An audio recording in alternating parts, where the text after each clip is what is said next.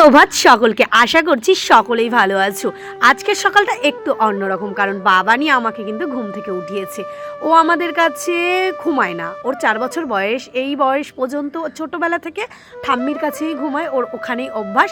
এখানে যতবার বলেছি বড় হওয়ার পর আসতে আসেনি। আর ছোটোবেলা থেকে মা যেহেতু একা ঘুমায়, তাই মার কাছেই ওকে দেওয়ার অভ্যাসটা করেছিলাম।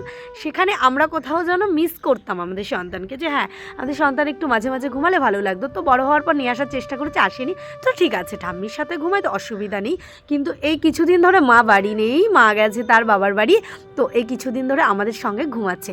একটা নতুনত্ব অভ্যাস হলো আমাদেরও ভালো লাগছিল, কিন্তু তার মধ্যেও একটু কেমন যেন লাগছিল, কারণ ও কখনো ঘুমায় না। ওই বিছানার মধ্যে আমরা দুজনেই, তো সেখানে 3 জন হয়ে গেছে, একটু অসুবিধা হচ্ছিল, কেমন যেন লাগছিল।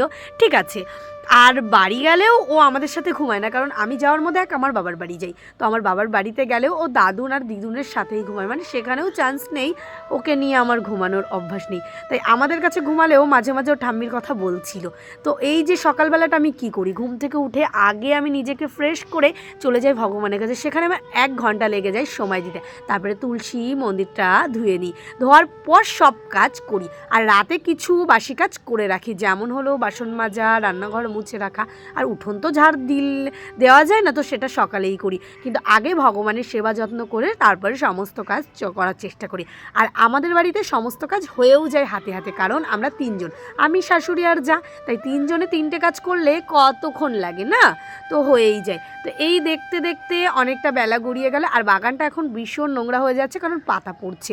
আর এই তো সিজন, পাতা পড়ার, বসন্ত আসছে, নতুন পাতা গজাবে, দেখতেও খুব সুন্দর লাগবে, চারিদিকে গ্রিন গ্রিন হয়ে থাকবে।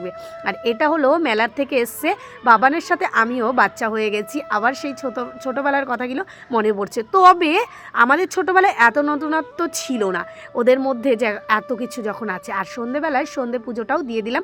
আর তুলসী মন্দিরের সন্ধ্যের বাতি না জ্বালালে একদম ভালো লাগে না, বাড়িটা বাড়ি মনেই হয় না।